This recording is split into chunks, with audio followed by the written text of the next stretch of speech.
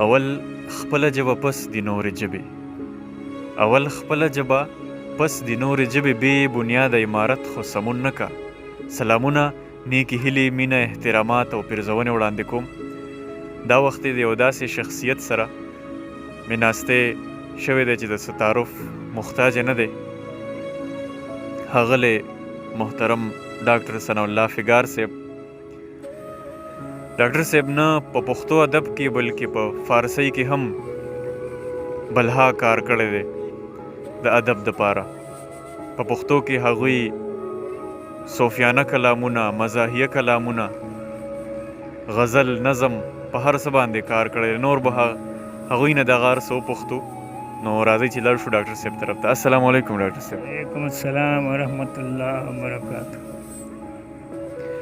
ډاکټر صاحب ستاسو مخکې خپرونه هم بلها کتونکو خوښه کړې وه او په دغه هیله، په دغه امید باندې یم چې زموږ دا نننۍ خپرونه به هم بلها ملګري خوښه کړي او غوښتنه هم د بلها ملګرو وه چې ډاکټر صاحب سره پروګرام وکړي. نو نن به راته راځي څه شریک کوي په پروګرام کې؟ دا صوفیانه کلام دی جی ارشاد. او د قضا په باره کې دی او روحاني غذا ده پکې. ارشاد. عنوان دی د قضا لمن. قضا لمن. اونیسا په صدق د مولا لمن. اونیسا په صدق د مولا لمن. پرېږده د هرې او شاه او ګدا لمن. اونیسا په صدق د مولا لمن. پرېږده د هرې او شاه او ګدا لمن. ستا به ښایسته دواړه جهان شي، سورې که په سر د مصطفی لمن. ستا به ښایسته دواړه جهان شي، سورې کړه په سر د مصطفی لمن. او دا ځمکه به ستا د قدم لاندې شي، لاس ته به دې راشي د سما لمن. دا ځمکه به ستا د قدم لاندې شي، لاس ته به دې راشي د سما لمن.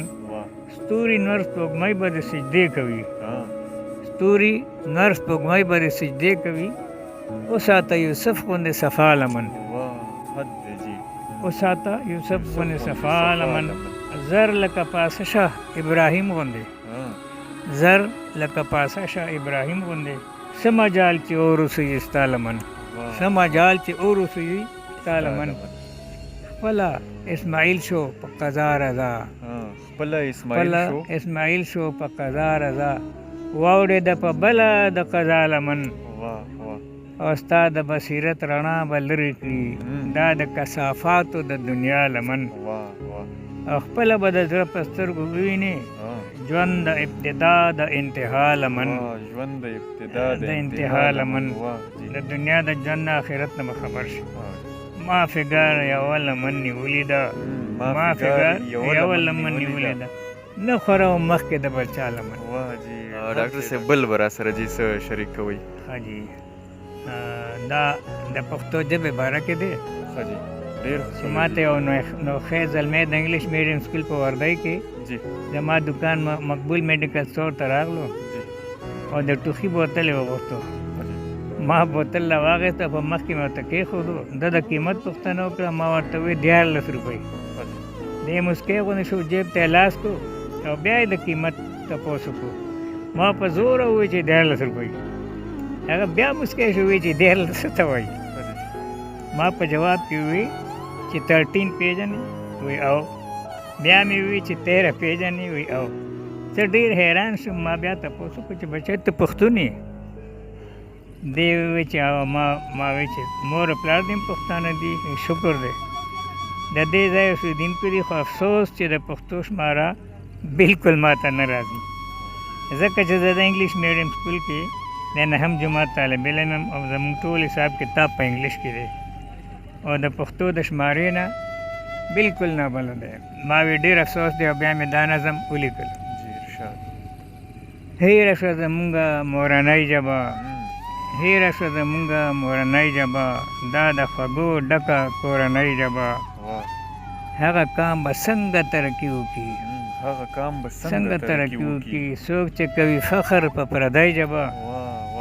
ژبه د اردو زمونږ قومي زبان، ژبه د اردو زمونږ قومي زبان بین الاقوامي شوه انګریزۍ ژبه ختم د پښتو مو حیثیت کړلو شوه مورنۍ ژبه میرنۍ ژبه دا شعر بیا ووایي جي ختم د پښتو مو حیثیت کړلو شوه مورنۍ ژبه میرنۍ ژبه څنګه چې پښتون مړنی قام لرم داسې مې پښتو د مړنۍ ژبه او زه فګار که ټوله دنیا هېره کړم زه فګار که ټوله دنیا هېره کړم هېره به مې نه شي د ابۍ ژبه کتونکو د ډاکټر صاحب یقینا چې هر یو کلام ډېر زړه پورې دی نو په دغه دوو کلامونو خو زما تنده نه ماتېږي غواړم چې نور هم بلها کلامونه د ډاکټر صاحب نه واورو نو نور را سره هم ډاکټر صاحب سره شریک کړي دا یو نظم تاسو مخکې شعر کړی و جی د مینې د دې عنوان دی مینه بالکل جی تا سره یو بل سره هر چا سره مې مینه ده تا سره یو بل سره هر چا سره مې مینه ده خپل پردي اشنا او نااشنا سره مې مینه ده زړه کې تصور چې د کینې د حسد نه لرم زړه کې تصور چې د کینې د حسد نه لرم ځکه د دنیا او ما فیها سره مې مینه ده